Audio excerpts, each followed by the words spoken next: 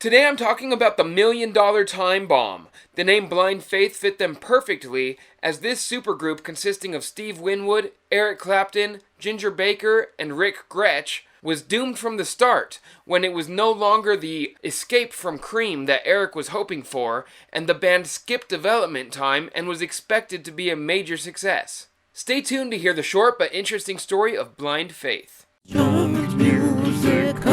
Blind Faith originally started out as something that Eric Clapton had been wanting for years, to collaborate further with a young musician named Steve Winwood. But let me back up further so we can get to know these guys a little bit better. Eric Patrick Clapton got his first guitar at the age of 13, and when he started taking it more seriously a couple of years later, he would learn by spending long hours playing along to his blues records, taking major inspiration from artists like Robert Johnson. He performed on the street as well as with several others in his teenage years, then joined the Yardbirds in October of '63 when he was only 18. The group's version of a Beatles-inspired song by Graham Goldman called For Your Love was to be released in March of 1965, and it seemed the band was going to continue in this poppier direction. Eric, wanting to play the blues, left the group on the day the successful single was released, and suggested that they play with Jimmy Page in his place. He soon joined John Mayall in the Blues Breakers, where he gained a reputation as the best blues guitarist in the area. Around this time, American label Elektra Records was looking to expand with a division in London, and created a sampler album called What's Shakin', that included 3 tracks by a temporary studio band of British musicians. In March of '66, a group was put together featuring Paul Jones and Jack Bruce of Manfred Mann, Ben Palmer, Eric Clapton, and vocalist Steve Winwood. The group was dubbed Eric Clapton and the Powerhouse, and though this was Eric's first time getting to record with Stevie, he had already known about Steve Winwood after seeing him perform with the Spencer Davis Group and was interested in playing with him.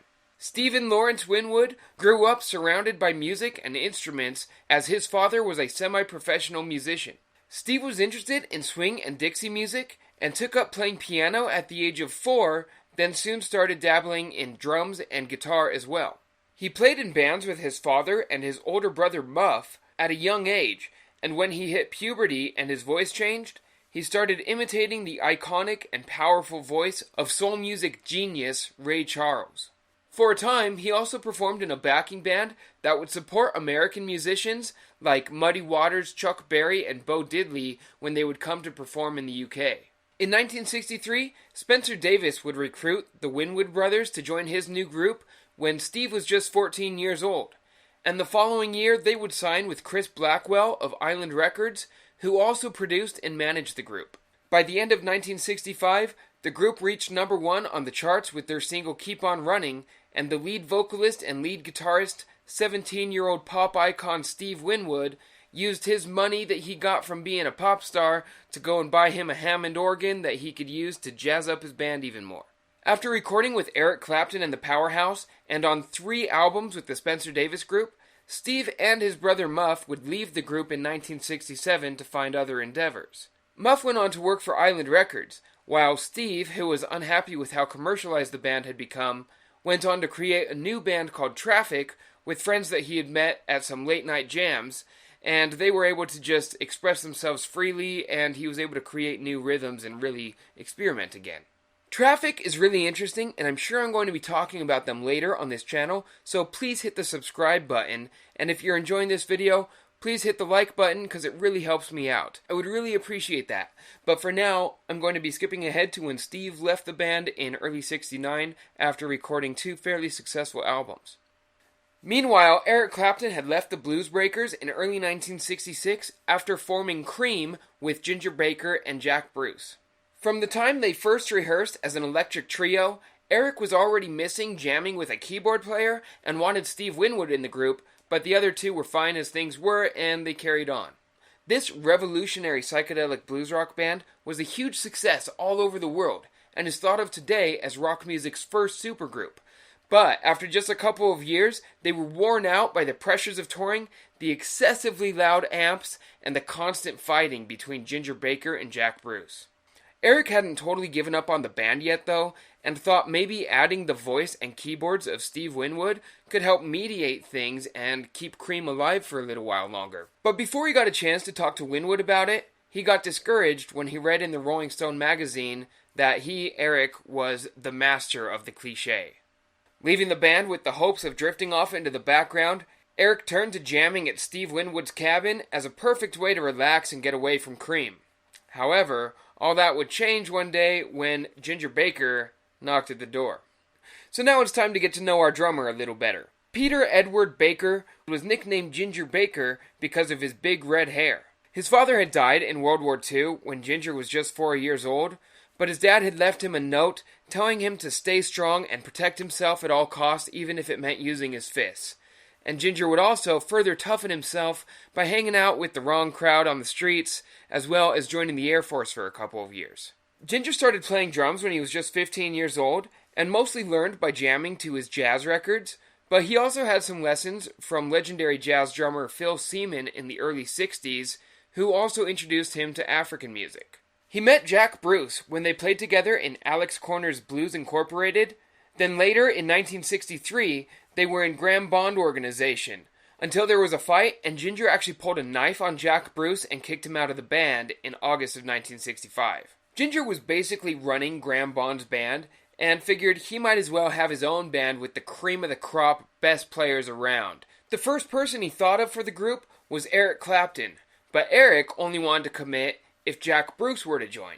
Ginger was of course against the idea at first, but in March of '66, the three of them got together for the first time, and Jack and Ginger were already fighting again.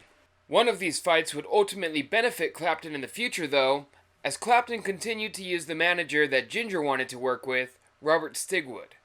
After Ginger inspired a world of drummers through Cream, our story returns to March of 1969. Young Steve Winwood was won over by Ginger Baker's charm, and felt, of course, that it would be foolish not to carry on after discovering such great musical chemistry. Now it was Clapton reluctant to start a band with Ginger, but eventually Steve was able to convince him. Steve felt the horror stories about Baker and his heroin use must have been over-exaggerated, and Winwood didn't quite understand just how horrified Clapton was at the thought of being in another band with Ginger while trying to put his life of superstardom behind him. The three began jamming regularly, and at first Winwood would use his keyboards to make bass lines, but it was clear they needed a real bassist so that Winwood could unlock his full potential. Eric had always admired the bassists from a group called Family, even back when they were called the Farinas. Richard Roman Grechko, better known as Rick Grech, was born November 1st, 1945, in Bordeaux, France, to a Ukrainian father. And then I went down this crazy rabbit hole trying to find out if his mom was Ukrainian or French because I saw misinformation on the internet. And if you appreciate that I try to clear up these facts for you, please go ahead and give me a like, even though I didn't find out if his mom is Ukrainian or French. Thank you very much, I really appreciate it, and consider subscribing as well. His family moved to Leicester in England when he was young, and he played violin in the Leicester City Youth Orchestra. When he was 20, he joined the Farinas, which of course evolved into the extremely awesome psychedelic and progressive rock group Family, which I'm sure I will talk about later on this channel. Rick recorded bass, violin, and backing vocals on the first two Family albums. He also added some cello to the first album, and on the second album he sings lead vocals on 2 of the 4 songs that he has songwriting credits for. He had been invited to jam with Eric, Steve, and Ginger, and it was just kind of naturally accepted that he was the man for the job. However, he didn't tell his family members that he was joining a new family until they had already embarked together on their first U.S. tour in April of 1969.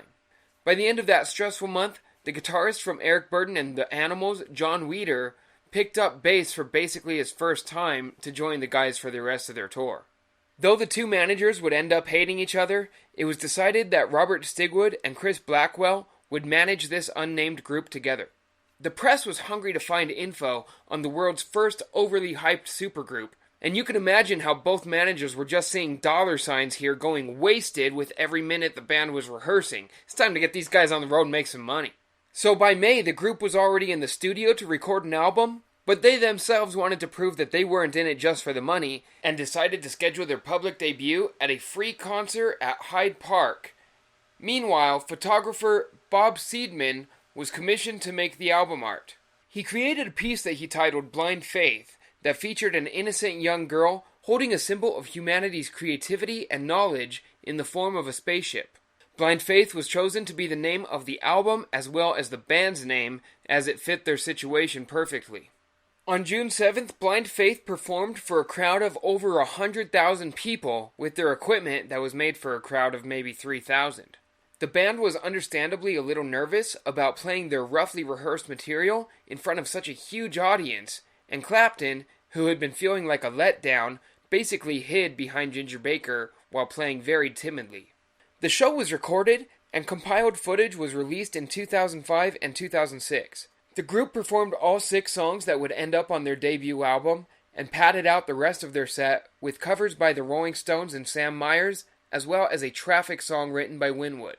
Seeing these incredible musicians performing cover songs was clearly disappointing to many people, and there's a part where you can hear the crowd demanding that they want Cream back. Within a week, they were on a short Scandinavian tour, and in July, they embarked on a tour of the U.S., playing big coliseums and other huge stadiums. During the tour, Clapton immediately grew attached to the soulful and folky American act that was supporting them, Delaney and Bonnie and Friends. They became his new escape from the spotlight, and he enjoyed traveling with them by bus rather than joining his own band on the airplane. The band's studio album came out during the first part of their 7-week tour on July 21st. With 250,000 pre-orders, it was guaranteed to be a #1 in America, but upon seeing the cover with a nude 11-year-old, 70% of U.S. dealers canceled their orders.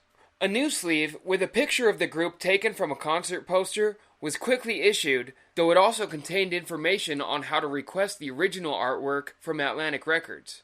Eric had intended for Steve to take lead in this band, so half of the 6 tracks were written by Winwood. His song, Can't Find My Way Home, is likely the best-known song from the album. It has gorgeous vocals from Winwood, most likely singing about drugs having a hold on you, and a rare but wonderful acoustic guitar performance by Eric Clapton. Clapton contributed the excellent track Presence of the Lord. Well Alright is a Buddy Holly classic, and Baker is credited as the composer of Do What You Like, which is extended with solos from each member to a length of over 15 minutes. As the tour continued on, spirits continued to dampen for many reasons. Baker got more and more into heroin, claiming that at least some of the reason was because Clapton had bailed on them. Winwood was now understanding how much of a problem Baker could be, and they felt that because they had given in to the requests to play Cream and Traffic hits, that the band had already failed to create a new personality for itself. They played their final concert in Hawaii on August 24th, and afterwards, 3 of the members flew back home, with Clapton and Winwood mutually just understanding that the band was over and not really needing to talk about it. Rick was informed that the band was over when he got back to England. Baker, on the other hand, would stay in Hawaii for a little while before going to Jamaica, where he was sure that he was not going to be able to find any heroin sources. As a temporarily clean man, he would learn about the demise of his band when he returned home. Blind Faith never reunited, but in October of 1969, George Harrison wanted to produce a Rick Grech solo album with the help of Eric Clapton. The project dissolved, but 2 recorded tracks appear as bonus tracks on a 1986 reissue of the Blind Faith album. Then at the end of 1969, Winwood and Grech would join Baker for his next project, Ginger Baker's Air Force. They recorded on the first album by this project, and Ginger's second album under this name has a totally different lineup. Winwood's attempt at a solo album ended up becoming a reunion and a new formation of Traffic, which Rick Grech ended up joining when they toured the album, and then he joined them for their next album as well. Eric, however, would accept a random trip over the pond for just one concert with John Lennon and the Plastic Ono Band.